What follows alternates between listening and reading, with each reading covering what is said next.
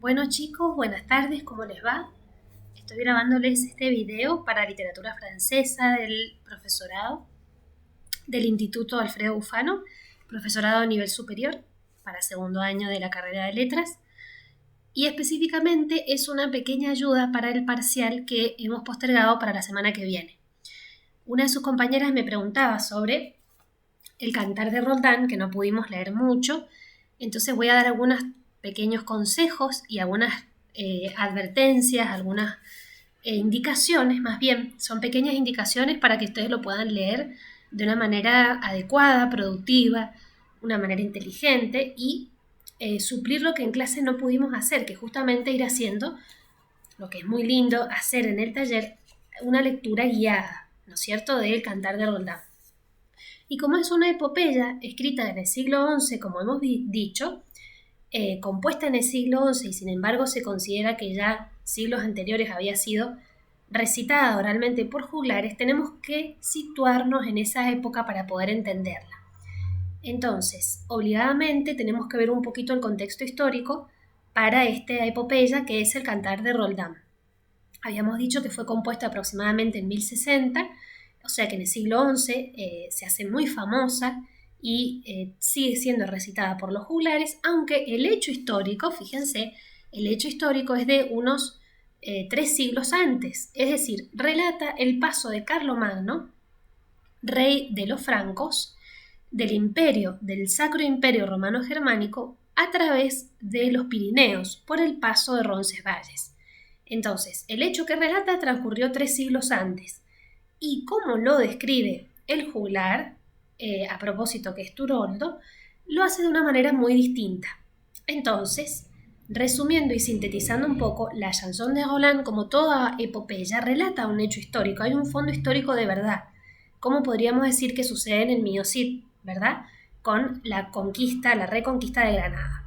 Pero en este caso, el hecho real histórico va a estar un poquito desdibujado, va a estar cambiado, porque en este caso los enemigos, en toda epopeya tenemos enemigos, pueblos enemigos que se enfrentan, van a ser los musulmanes, es decir, los sarracenos, ¿sí?, que en la obra se nombran como sarracenos que adoran a Mahoma, a Apolo, infieles. Estamos en la Edad Media. Para eso tengan muy a mano la línea del tiempo. Entonces, para ver la chanson de Roland, vamos a ir recapitulando, tienen que tener primero el escrito a mano, para irlo siguiendo, después los apuntes de Lanzón y Tufró, que ustedes lo sacaron de la fotocopiadora, ¿sí?, los apuntes de Lanzón y Tufró, y después sus apuntes de clase. Y con eso estamos bien. Y sobre todo, tratar de ir haciéndole preguntas al texto, que es lo que me interesa. En este fragmento, donde evidenciamos, por ejemplo, rasgos de la epopeya. ¿Qué es la epopeya? Todo eso lo vamos a ver ahora enseguida. Entonces, este es el video introductorio para que sepan en qué voy a hacer hincapié, qué va a ser lo importante, y para que sepan ir de los apuntes de clase a el libro de Lanzón y Tufró y de ahí al texto, ¿sí? O más bien desde el texto a los apuntes de clase y a Lanzón y Tufró. La vuelta es la misma, lo importante es que ustedes tengan bien leído el texto y que presten atención porque no podemos leerlo como un libro del siglo XXI, tenemos que leerlo como un texto de la Edad Media, de hecho de la Alta Edad Media. Entonces, mientras lo leamos así, vamos a poder responder las preguntitas que ustedes tienen acá en el cuestionario. Primero, ¿cuál es el tema central de la obra, el fondo histórico? Que es lo que decíamos recién. Y acá voy a hacer un paréntesis y lo voy a explicar ahora para que ustedes en el segundo video lo puedan comprender mejor. Tenemos que situarnos en la Edad Media, que es una época teocéntrica, donde en esa época había un rey, ¿sí?, y los súbditos, los nobles, el artesanado y los religiosos, una sociedad dividida en estamentos. Por empezar, era totalmente distinta y además en esa época los reinos de la cristiandad, Francia, Italia, Alemania, Inglaterra, Holanda incluso, todos eran pueblos cristianos, Entonces, podemos decir que en esa época los reyes tenían un sentido cristiano de la vida y sobre todo en Francia en que el primer rey, Clodoveo, había sido bautizado y se había convertido todo su ejército. Por lo tanto, vamos a hablar de una obra que tiene un profundo sentido religioso. Eso no lo podemos pasar por alto. Y entonces hay que situarse en la Edad Media, en que había distintos reinos, como dijimos, pero había un emperador, sí, que fue Carlomagno, de la dinastía merovingia, muy importante, que no solamente pretende reinar en Francia, sino conquistar otros pueblos, como Alemania, justamente donde estaba su castillo, Francia, España incluso, es decir, formar una especie de imperio. ¿Por qué querían formar una especie de imperio? Porque de alguna manera todos los pueblos tenían los mismos intereses. Y no sucede como ahora que cada país es autorreferente o se gobierna a sí mismo de una manera autónoma y siguiendo una constitución. Entonces son épocas completamente diferentes. Carlomagno, ese emperador, ese rey tan importante en la Edad Media, que justamente va a fundar el Imperio Carolingio, ¿sí? Tomando como referencia aspectos muy importantes del Imperio Romano, tomando ese orden en el ejército, esa unión en una misma fe, que en este caso va a ser la fe cristiana, él realiza una serie de conquistas y entre ellas pretende conquistar una parte de España. Por lo tanto, el Carlomagno que aparece en la Chanson de Roland, es un personaje que realmente existió, o sea, consta en la historia que existió Carlomagno. Roldán también, Oliveros parece que no, pero el fondo es histórico y abre y cierra un ciclo. Acuérdense que la epopeya abre y cierra ciclos. ¿Cuál es el ciclo que abre? El ciclo justamente de este imperio que luego va a caer y el imperio carolingio, después con la muerte de Carlomagno y sus sucesores, ¿sí?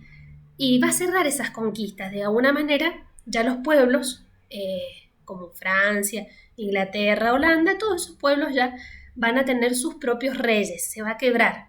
Entonces es un siglo de gran esplendor en que Carlomagno conquista distintos países, pero bueno, después eso, como sucedió con el Imperio Romano, que se quiebra y cae, y otros imperios, podríamos decir también el Imperio Egipcio en el pasado, esos imperios van cayendo y a pesar de eso justamente queda en la memoria este cantar de sus grandes guerreros, entre ellos el paladín, es decir, el más importante fue Rolando por su valentía. Y sin embargo Roldán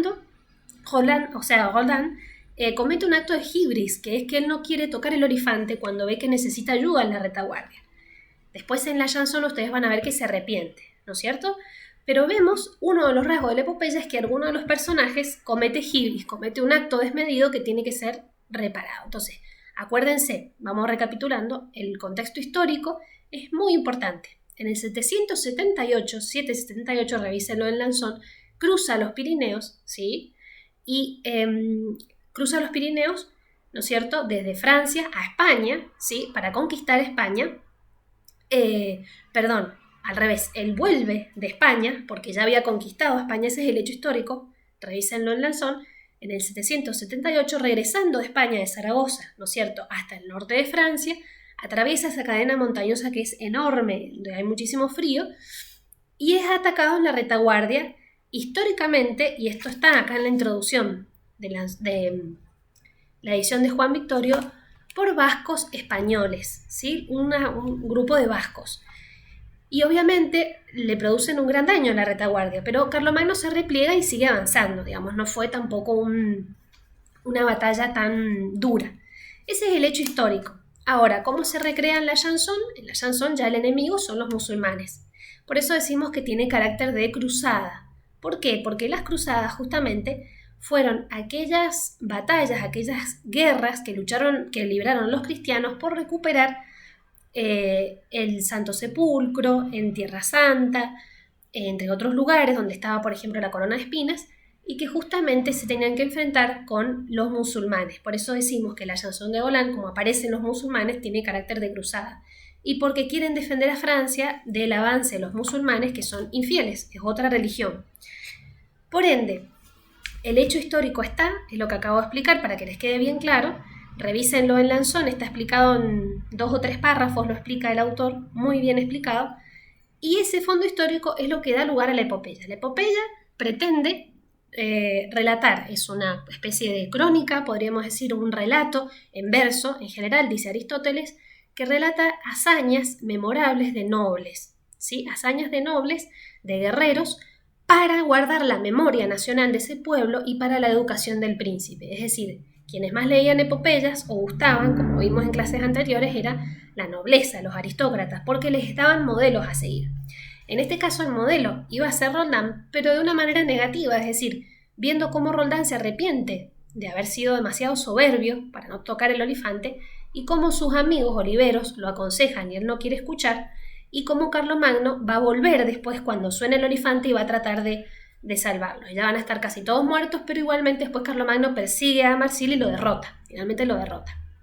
Entonces, teniendo bien presente este fondo histórico, ustedes van a entender bien la chanson de Roland. Toda epopeya relata un hecho histórico, pero por supuesto con añadidos ficcionales, pero siempre hay un trasfondo histórico. Fíjense en la Odisea, en la Ilíada realmente de la antigüedad clásica se considera que hubo verdaderamente una batalla entre los aqueos y los troyanos, pero no se sabe bien el motivo. También podemos decir, en el Mío sí el hecho histórico estuvo, entonces se abren y se cierran ciclos muy importantes y queda esa memoria nacional para el pueblo. Piensen en el Martín Fierro, esa epopeya que relata la muerte del gaucho en la frontera, cuando iba justamente el gaucho a pelear en la batalla del desierto o en la extensión, digamos, territorial del desierto. La Argentina se expande al desierto, la campaña del desierto, y cómo realmente muestra cómo el gaucho ya va perdiendo esa prestancia, esa importancia que tenía en la Argentina. Entonces es la elegía del gaucho, el llanto, ya no es lo que justamente en su momento fue. Con esto vamos a cerrar el video. Yo les voy a seguir explicando en los otros puntitos que tenemos acá en el cuadernillo. Fíjense, los vamos a ir viendo en el cuadernillo. Vamos a hablar de los sueños proféticos, dónde lo pueden encontrar. Ustedes sí o sí igual, esto va a ser una guía, yo les voy a dar los cantos para que lo busquen y lo vamos a ir explicando. Pero en el examen ustedes tienen que citar, por eso es muy importante que se traigan el texto, por lo menos 2 versos o 3 versos de la obra, en cada obra, así como el Román de Ganar y los Fabló. Sí, y también el resto de los autores del siglo XVI tienen que traerse las obras, o por lo menos algunos fragmentos. Entonces en el otro video vamos a ver el resto de los puntitos, pero esto como un pantallazo para que, entendiendo bien el trasfondo histórico, ustedes vean que esta epopeya, que fue escrita, como decíamos, 3 siglos después, pero que sabemos que, como les decía en el apunte, los manuscritos son de épocas posteriores a la composición, ya circulaban de pueblo en pueblo, sobre todo en los lugares de mucha peregrinación donde se aglomeraba gente. Los juglares cantaban estas historias porque al pueblo realmente le gustaba muchísimo.